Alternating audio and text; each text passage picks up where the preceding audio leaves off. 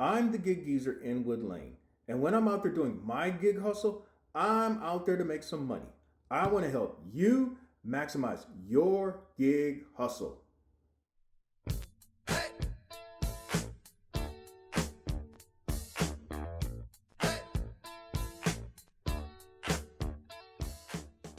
I am en route to a public supermarket to attempt completing my second order for Shipt.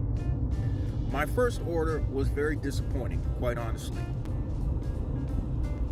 On that first order, it was a nominal 13-item venture to a Lidl store. Lidl, depending on where you are, is the Swedish version of the Aldi bargain basement markets for shopping, groceries, and other items. What made it disappointing was the fact that this was a 13-item order, and it paid in the range of $9 to $13. Well, this particular order, I had to cancel one item or refund one item, but upon delivering the order, blah blah blah blah blah, the order paid $9.14. I was miffed, to say the least. Now, compared to Instacart, I don't do orders for $9. I don't do orders for $10. I don't do orders for $11, nor $12, nor $13. Quite honestly, that shopping experience also evoked memories of Roadie when you do Walmart deliveries, because you may get a tip probably 40% of the time at best with Walmart as well. Now, there's a built-in tip on the Roadie app from Walmart, but customers have the opportunity to either tip more or actually less. I think they can't do less because I just said minimum, so obviously it's a minimum of whatever that posted tip is, but they can and sometimes do tip more. Well, I kept waiting because I know that with Roadie, customers have like up to 7 days to tip additionally or tip at all on the app. Well, I kept waiting and watching and didn't see anything change with that. $9.14. So recently, I happened to run into or speak to a lady who was doing a Shipt order while I was doing an Instacart order, and I told her my experience, and she kind of related to what I shared with her. She said that at least in her experience, that happens 1, maybe 2 times a week. So that means she does multiple Shipt orders each week. So here I am.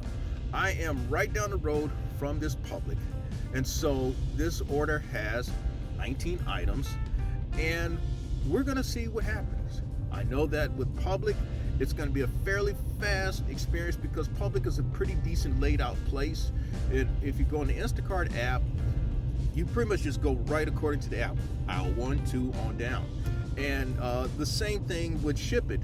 Even if it doesn't, I don't recall yet because I've only done it one time. Even if it doesn't give you the aisle numbers, you pretty much know where to go with Public because in most locations they're fairly well stocked, and you should be able to get just about all of your items and on out. I can't say that Shipt order went smoothly. My thing about these shopping apps is being able to find the items at a relatively fast pace while also completing the orders. Now, these apps do provide you some way of finding the items, some kind of roadmap by telling you what aisle it may be on or what section it may be in.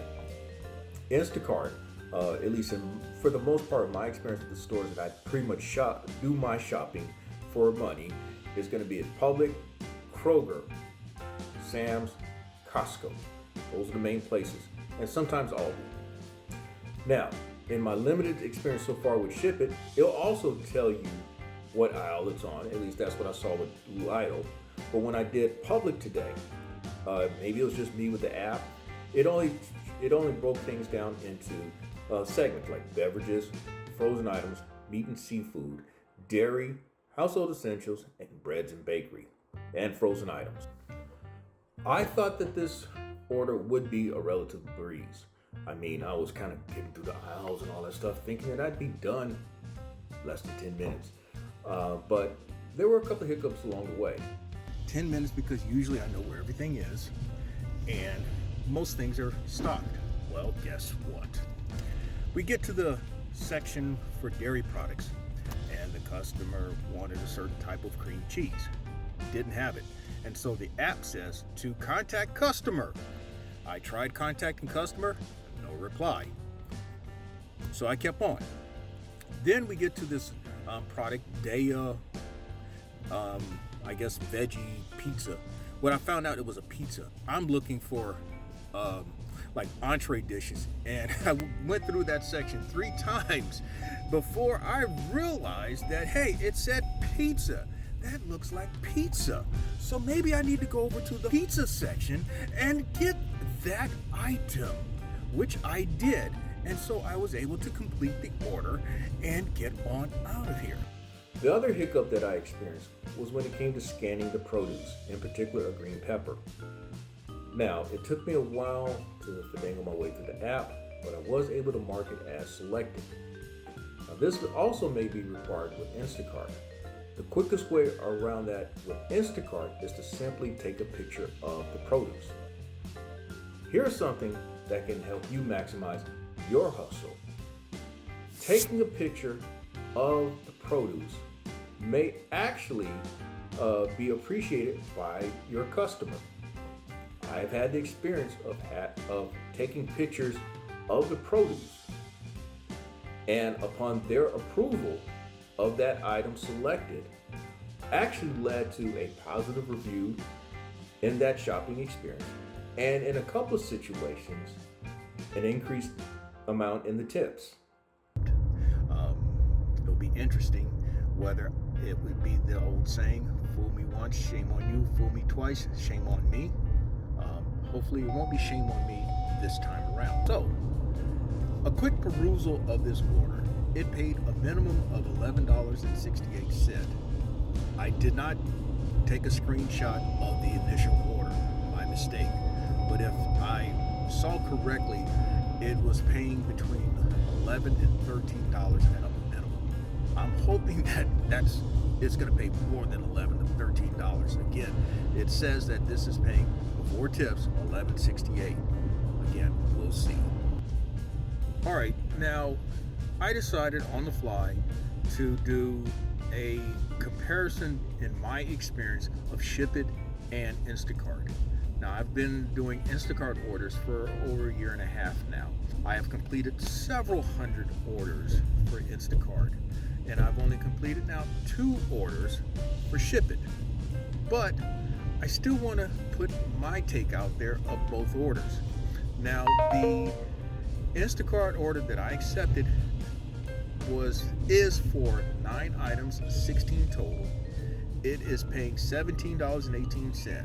More than likely, I'm going to hit the $17.18 because the tip is only $2.18. Now, the reason why I accepted it is because it's been slow out here. I'm a little behind schedule. I've got an hour to go before I'm done. I feel that I am done with this first half hustle, and so $17.18 looks better than 0 right now. So we're leaving Aldi, and I completed that, at least shopping for the items, in 12 minutes and 33 seconds. Truth be said, I actually completed it in 10 minutes and change, but I failed to pay attention, marking the shopping phase of things as finished. And so Instacart does not take into consideration things like that, but I am okay with that because Instacart does not penalize you for going over the so-called allotted time for shopping. What I've learned after several hundred of these completed orders is that really speed does not matter, because it does not affect your rating. It does not affect your ability to get orders. If anything, if you are too fast, you can be careless and miss items in the shopping phase, particularly when you get dinged for missing items that are honestly your mistake. Because what happens is the order, there may have been an item left on the cash register, or at the cash register, or in the actual bagging area. And so not rushing through things may be to your advantage in the long run. Now, about 2, maybe 3 hours after completing that Shipt order, I got a notification from Shipt indicating, "Nice job, you just got a $20 tip." That was a pleasant surprise, I must admit. I guess the joke wasn't on me, and I wasn't a fool this time. Now, the Instacart order actually was quoted for $17.85. The order actually paid $17.77. Now, with Instacart, your tip is affected by the items that you selected. Your tip can increase or decrease by the items that you're able to select and so forth. So, in this particular case, the paid amount was actually 8 cents less because of one item. I'm inclined to favor Instacart over Shipt. At this juncture, there's nothing much about Shipt that really excites me. My reason for wanting to be added on to Shipt was purely a business decision. It gives me yet another gig economy option. And on this particular half of the hustle, it actually helped me to get to my stated goals. Now, does that mean I'm going to pass on Shipt? I believe that Shipt has its place. And for all I know, Shipt may carry today, as has the other gig economy apps. We're talking about Uber, Lyft, Uber Eats, DoorDash, Grubhub, Instacart, Bite Squad, and Roadie. The geezer's first half hustle lasted for 3.75 hours, and I made $110.90. That was broken down into 3 Grubhub orders for $43.68, the Shipt order for $31.68. Then there was an Instacart for $17.77, and a Uber Eats for $17.17. I'll take those numbers on any day in this market, and the key word is this market. Thank you for checking out this segment of the Gig Geezer. Hopefully the content I've provided in this segment will be of help in your gig hustle. Hey, click that subscribe button so that you can receive notifications of future Gig Geezer segments. Also, hit that like button. And if you have any questions or you'd like to pass useful information on to the Gig Geezer, you can email me at giggeezer3.5@gmail.com. Until next time, I'm Edward Lane, and may your hustle continue.